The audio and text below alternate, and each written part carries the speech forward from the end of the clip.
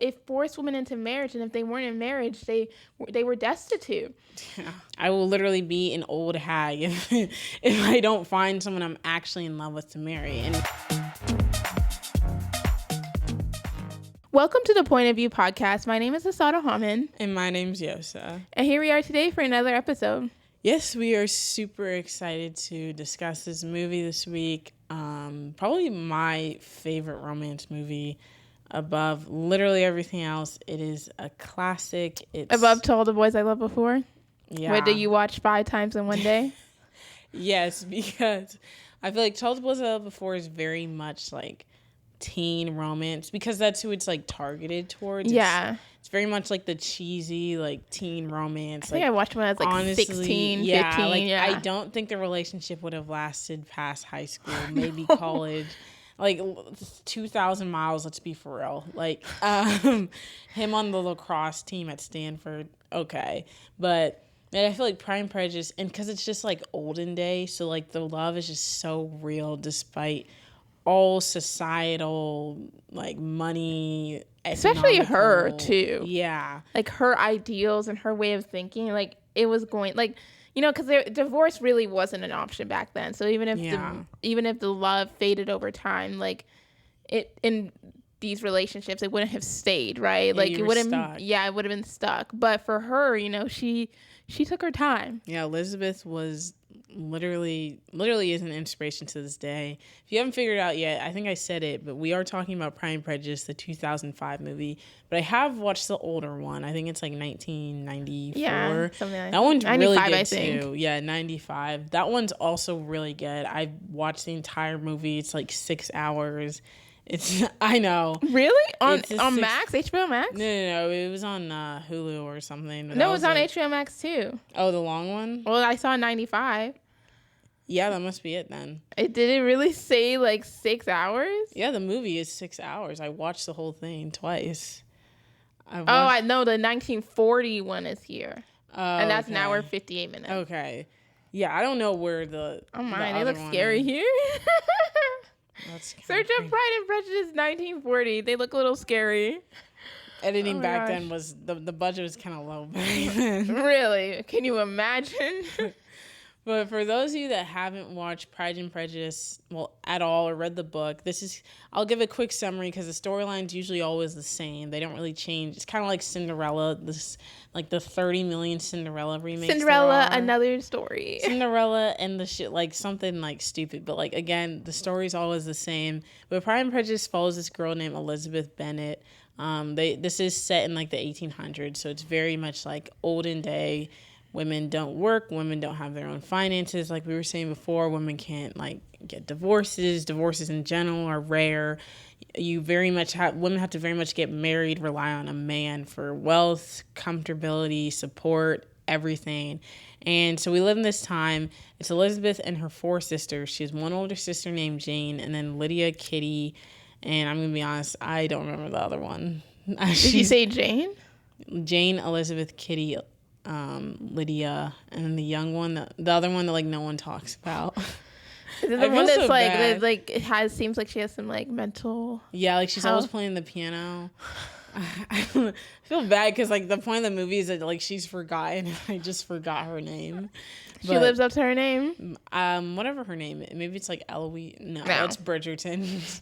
that's a whole different. Actually, same time period. No. But we haven't watched Bridgerton, right? No. But I know all the like because I read like the first book. All their names are in alphabetical order. Anthony, Benedict, Colin, ABCDE, Eloise, Daphne, Eloise, Francesca, Gerd something, and then Hyacinth.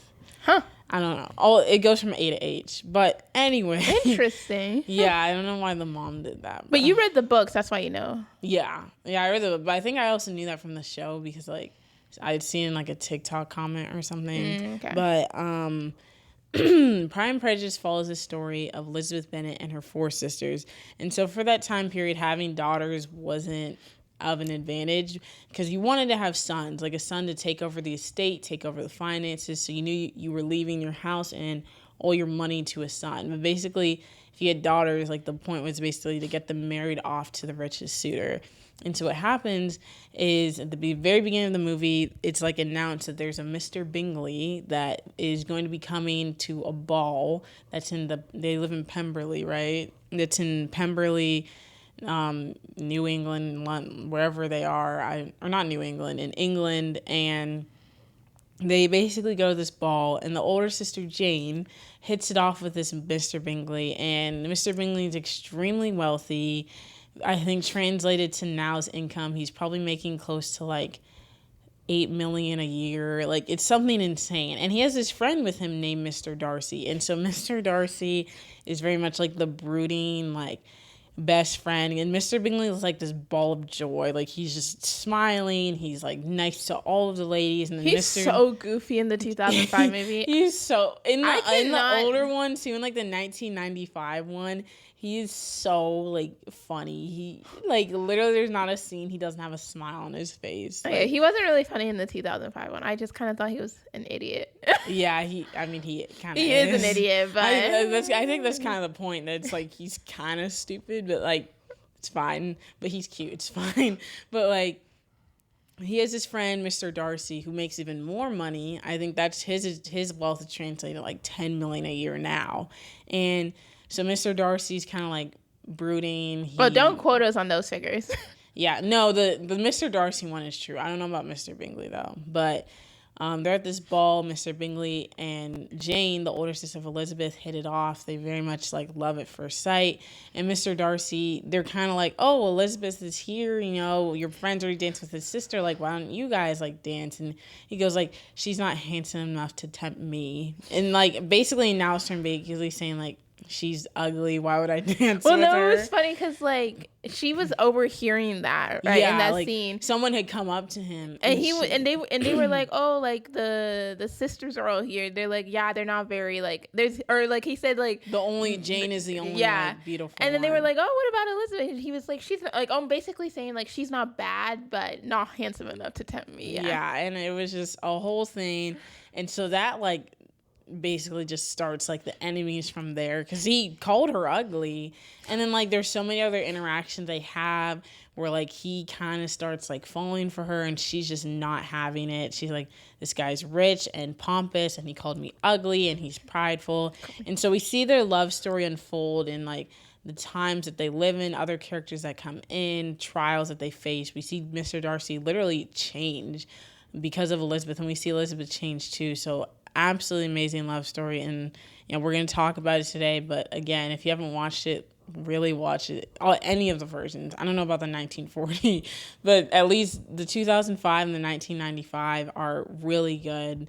The book is really good. I would read it too. I've read the book also. So yeah, no. So I don't know if I said this in the beginning, but until we filmed this episode, I have never watched Pride and Prejudice. I watched it for the first time the day before we filmed this episode. I'm shocked. And I don't know why. Like I just like never like I've watched like reenactments and like other like ones that are not like they have like the same theme, but it's not actually Pride and Prejudice. I just like it was just never something I sat down and watched. But we were like, let's film this episode. So I was like, okay, I have to sit down and watch this movie. And honestly, at first I was like, I did not want to watch it. I'm like, ugh. Yeah. Like, this is such a dread. But as the movie went on, I was like, oh, this is good. Okay. It gets you hooked into the movie. It gets you hooked.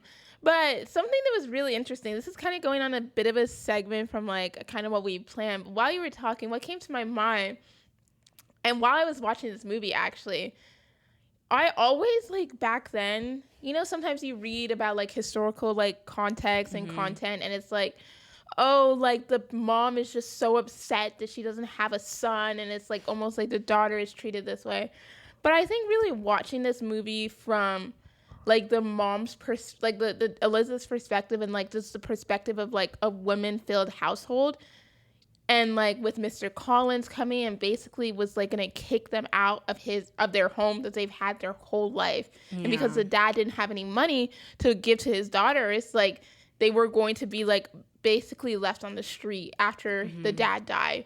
It's so sad, but it really made me understand why women back then really coveted, were so desperate for a son. because like the way society was, it literally was like it forced women into marriage, and if they weren't in marriage, they were destitute. Yeah. And it was I almost had this like sense of like grace in a way that like oh my gosh, like the moms of these times, like they were just trying to protect their family, protect themselves, protect their future. And so when they like couldn't produce a son, like they felt this failing. And yes, should they have taken that on their daughters? No. What's their last name again? Bennet, yeah. The Mrs. Bennet, like, she was, like, in my opinion, like, a great mom. Like, she was a little crazy. She's hysterical. She's crazy. But, like, you saw that she treated her daughters and just wanted the best for them. And so, yeah, that just kind of came to my mind that, like, wow, we live in such a blessed time. Privileged time, that we don't have to worry about, like, you know, the time, like, money and, like, as hard as it is to, like, go to college and stuff, at least we can. Yeah, we can open a credit card if we want. You also literally, was it last week she opened her... Or, like, a couple of days ago. Yeah, she opened her first credit card. Like, before, it took the 90s for women in America to open their own credit line without a co-signer of their husband or their dad. Like, insane. Like, that's insane. And so I'm just like, we live in such a blessed time. And like, I don't know, I just thought about that. I was like, we are so lucky. And, you know, count your every blessings, because people, like, Pride and Prejudice is so real. It was so real. And yeah, there's just, you know, so many dynamics. And like, kind of get back into Darcy and Elizabeth's romance. It was slow burn. Like, I don't know. Very, like, slow burn nowadays has like a different term, but that is like a slow burn. But it was done well. It was done really well. Done well. I've read a lot of... I think I've only read one book that's done a slow burn really well. Which one? It's called The Wall of Winnipeg. Oh, yeah. You love that book. And that's my favorite. And I don't like slow burns. I don't like slow burns. But again, I think we don't like slow burns that aren't done well, because a lot of them I've never read a done well slow burn. A lot of them aren't done good. Because it's hard. It didn't even feel like a slow burn. Like, that's how good it was. Like, the whole time. It felt like enemies to lovers, slow burn, friends to, it was just so natural. Like, it was done so well. Like, it felt realistic. Jane Austen, like, I can't clap because one of my hands are in a microphone, but snaps. She has so many good books and movies that are all done beautifully. What's the other one? Elizabeth. It's not... The other books? Yeah, it starts with an E. What is it? There's Sense and Sensibility. There's Becoming Jane, or I think that one's just Jane. There's the one that came out on Netflix, Persuasion. I thought there was one with an E. There might be. She has like 10, 15 books. I don't know. But kind of like what you were saying, like Darcy and Elizabeth's relationship, which is like, I think the reason they show Bingley and Jane's relationship is to show like the opposite sides of the spectrum. The dynamics. Because like Bingley and Jane were very much like love at first sight. Like they had like their ups and downs as the movie went on, which like was because of Mr. Darcy. He's literally like the op, but he's also like not. He's like, I hate him, and then I start rooting for him like 50 minutes in. But we see like Jane and Bingley have these ups and downs. Wait, you hated him in the movie? Sorry to interrupt. No, I wouldn't say like hated. But you were him. like annoyed? Yeah, honestly, I wasn't. I was annoyed about how he was treating other people, not necessarily his actions that he took, because he was right. Yeah, like I was like, he was right. He was right in the sense that like, oh, Jane might be just like, she's not up to your level. Like again, for that time, he was remember what he said? He was like, she even asked, was it because of the money? He was like, no, it doesn't look like she's interested in him. It looks like he's the one that's pursuing. Yeah. So his whole thing wasn't about income. It was literally about the feelings. And like, he was terrible at portraying his feelings in the beginning. But like, you saw that all he did was like to care for the people around him. Yeah, like he's 100% a selfless person. I love him. He could have worked on communication in the beginning. Like the way he got things across, I'm like, I wouldn't want to be your friend either. Like, but like, you could also, I don't know. I feel like I need to defend Mr. Darcy a lot, because remember the time that they lived in. Like, you saw like even the mom, when she heard the Bingleys were here, it was almost like marriage, money. Oh, we're saved. Like, So in his mind, his whole life, he's probably been experiencing that. So he comes to this poor like town where there's, you know, eligible girls, and it's like, oh my gosh, like all of them are gonna try and snatch me off of my feet. And so you see, he's put off. He's like, I don't want to talk to these people because I understand his emotions, but like I don't think like calling people ugly, like like he didn't even know she was there, but you saying it to someone else, like imagine like, do girls not say the same though? Like, oh, yeah, this guy. not when you're in the same room. I would say it's like my friend, but he was talking. Someone had come up to him. It was like an elderly lady. She was like, "Oh, like Elizabeth." He's like, "She's not handsome enough to tempt me." No, he's a bit much, but like 20 minutes in, he starts falling in love with Elizabeth, and he's golden. But love changes all. Yeah, literally, I just love their relationship, showing that like love isn't like easy, and it's not straightforward. It's not just like, I mean, it can be like, yeah, you meet him, you start dating, you fall in love, you get married, life's great. Like that's not how it was. It was very much like they both had work to do on both sides of the relationship. And I think that's very realistic, because there's like no relationship you come into perfect, right? You both need work. And I think they're fighting, and his like yearning for her, and then her eventual like falling for him, and not just like him as a person or his money or necessarily the way he acted. It was his actions that he took, helping out her sister, the things with Mr. Wickham, all the things that he did that led up to her realizing like, oh my goodness, he's not prideful. I've just been prejudiced this whole movie. And then him realizing like, oh, I needed to humble myself to be able to show her that like I do love her and I do want her. Because I mean, like, I think there were even some scenes in the beginning where it's like he liked her, but he wouldn't.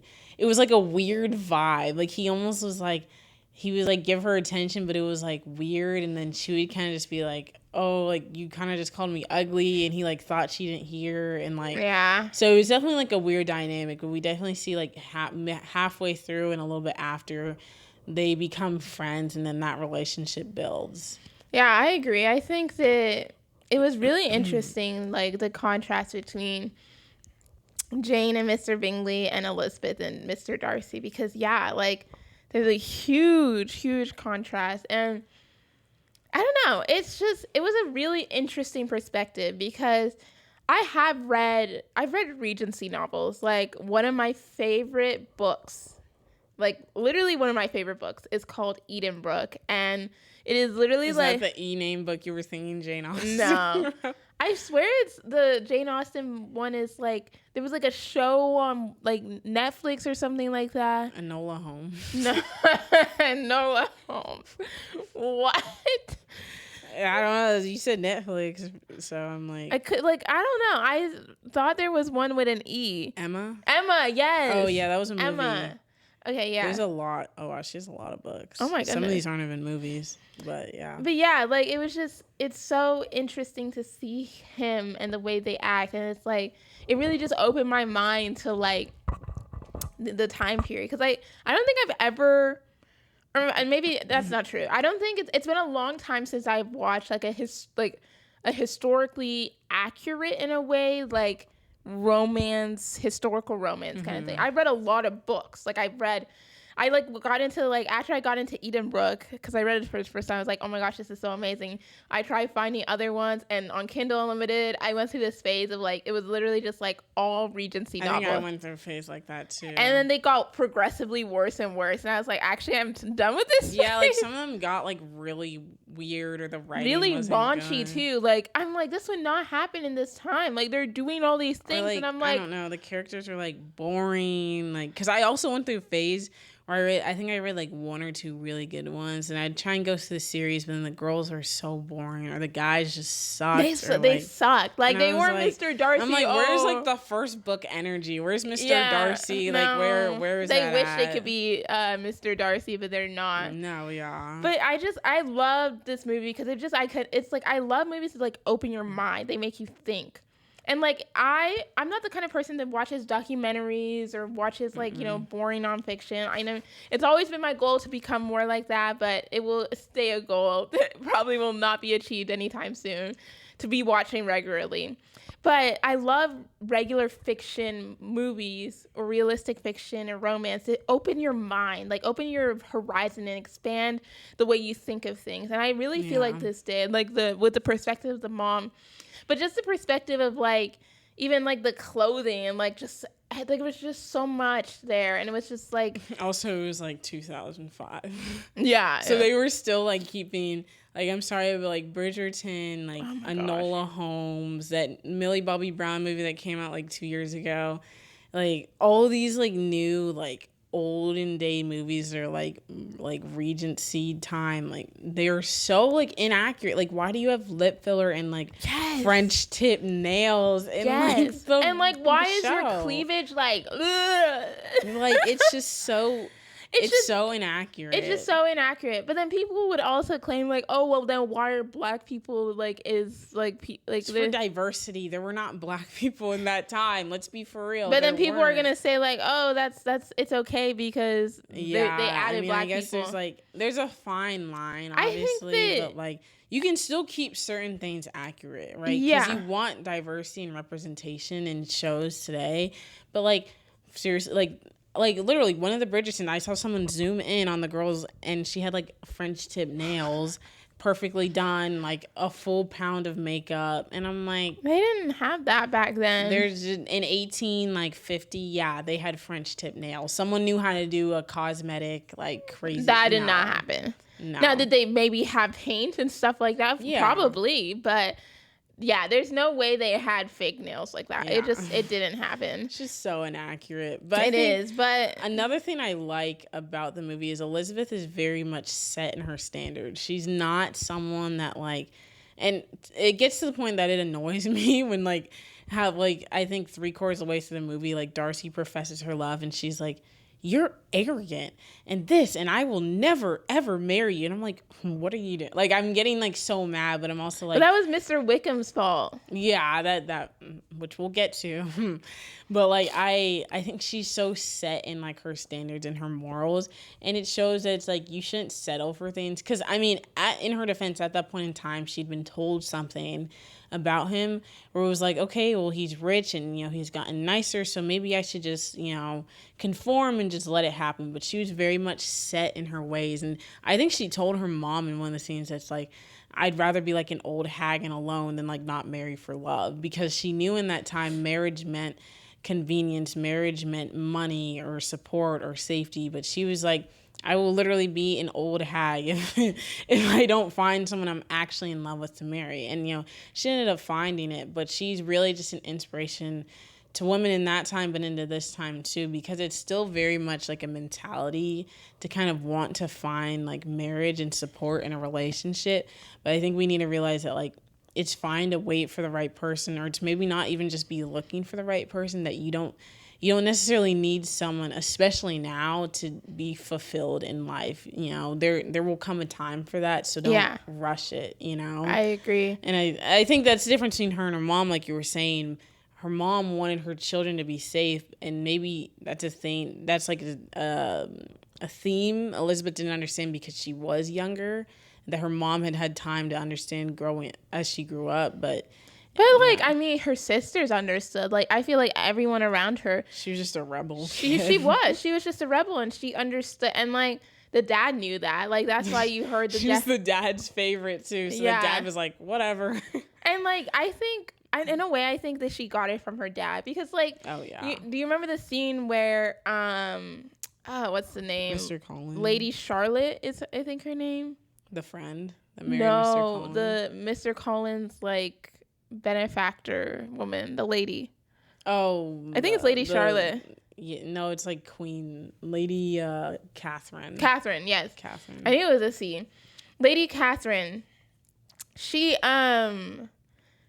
basically asked, "Oh, did you learn this? Did you do this? Did you go here?" And she's like, "No, like, I didn't do this," or "No, I didn't get a private tutor. I didn't have a governess. No, I debuted with all my sisters, and no, my dad doesn't like going to the city." Like, I think that in a way it was the dad's fault that she ended up the way she did, because like, and I mean, good for her, because we wouldn't get the story that way. But I think in a way the dad was also not, even the way he treated his family, you saw that it wasn't the same as other families. You saw how outspoken Mrs. Bennet was. Like, she was the head of the household. She was running the house. Happened. That did not happen in that time. No, not at all. And so you see that, like, Elizabeth grew up with this kind of dynamic where, like, mom's in charge, not the dad. Dad's you think she's going to settle for anything less than that? No. And I wouldn't either.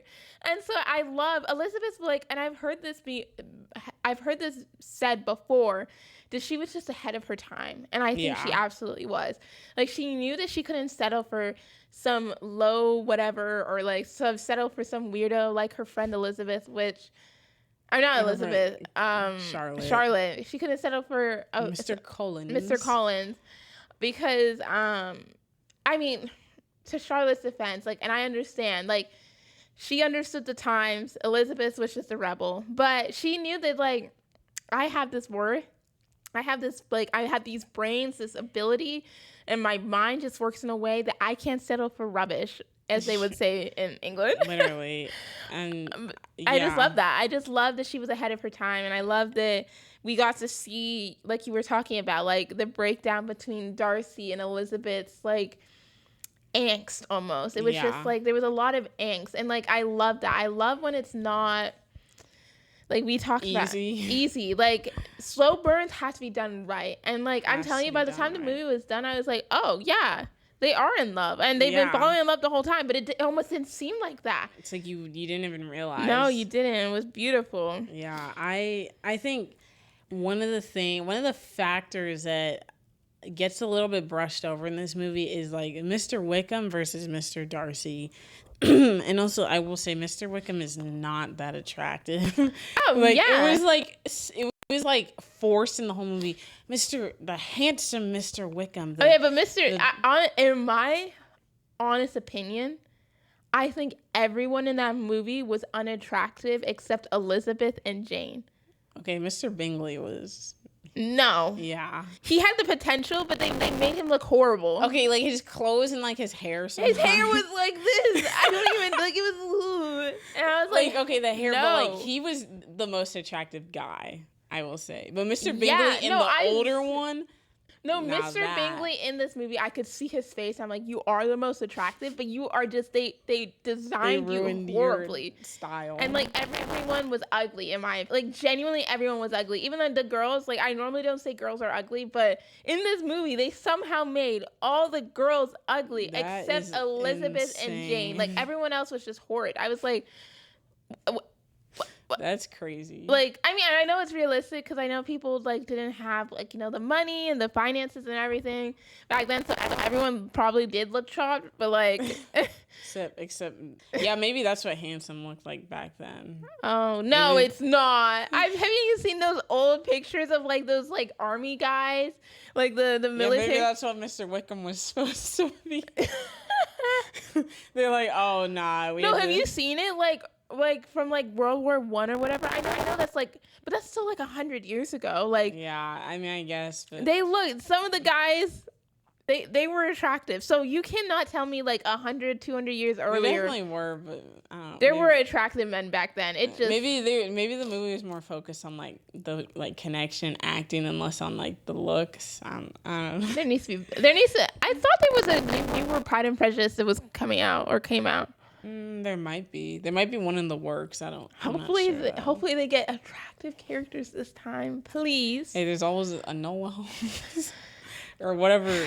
What's that movie called that Millie Bobby Brown was in? It's like something with, like, Viking kind of thing. Yeah, I don't. Something. But it starts with a V, I think. But it does. I like the Noah Holmes. Like, I love Powerful Woman. It was good. I didn't watch 2, or I didn't complete 2. Very inaccurate first time, but still good. My gosh. But yeah, I think that Wickham and Darcy, it was really interesting because Wickham, he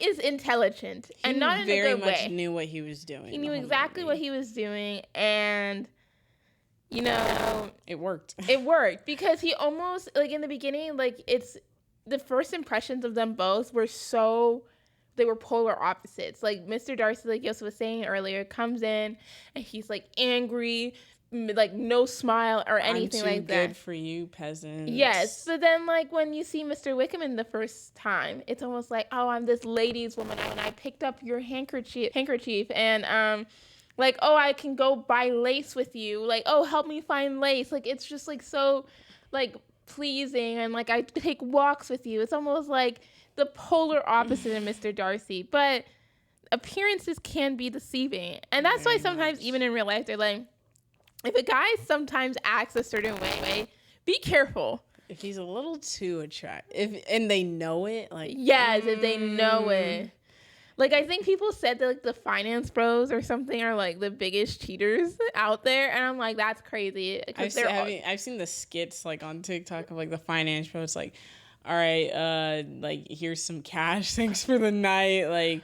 You can give me, like, you can, like, dress yourself. Like, you can use my card to go get coffee. Like, I've seen some guy do skits, and it's, like, really funny. It's like Sean Solo, but of America.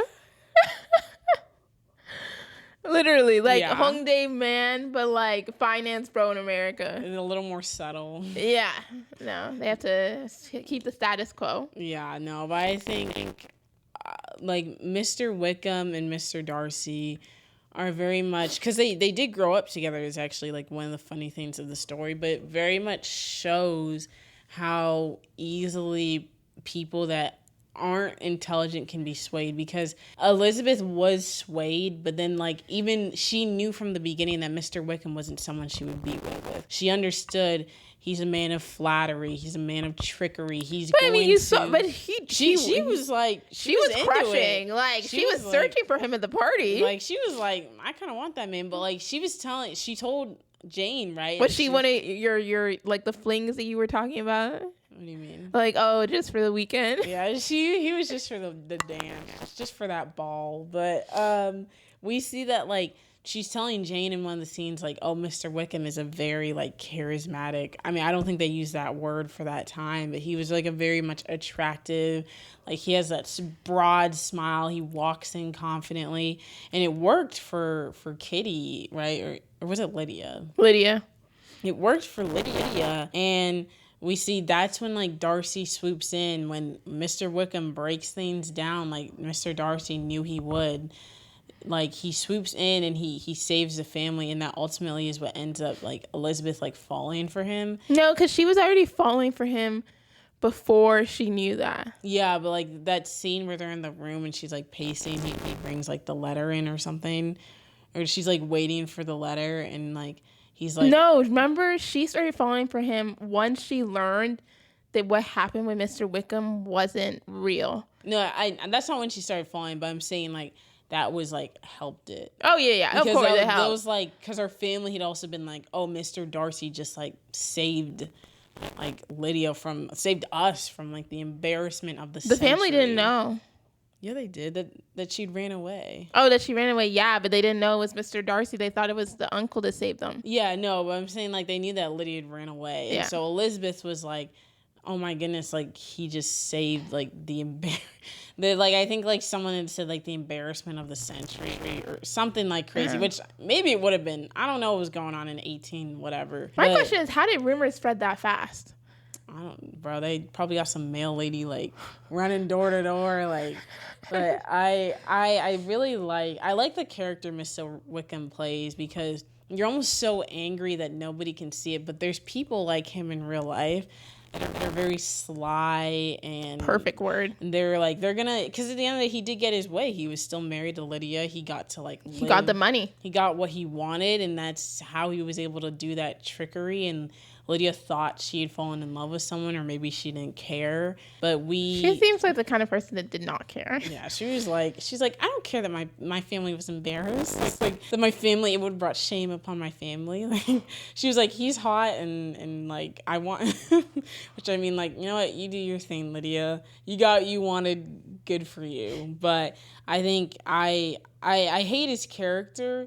Love the way it's played, because it truly portrays, and, you know, it let Mr. Darcy have his moment to shine. Like, yes. Once the truth came out about who he really was, and he was just in it for the money, it was like, that was Darcy's, like, he's like, oh, now here it comes. Like, here's the real man of the movie. And I love that. That's like my favorite arcs of the movie, like the whole like Mr. Wickham and everyone realizing like, oh, he's not what he seems, and yeah. Oh, it's great. Maybe I have to watch the 6-hour one because then it probably would go more in depth with all of it. That one's very like their romance is like very in depth. It's a lot more like olden day, but it's super like it's really good. I love that one too. Snaps. Love it.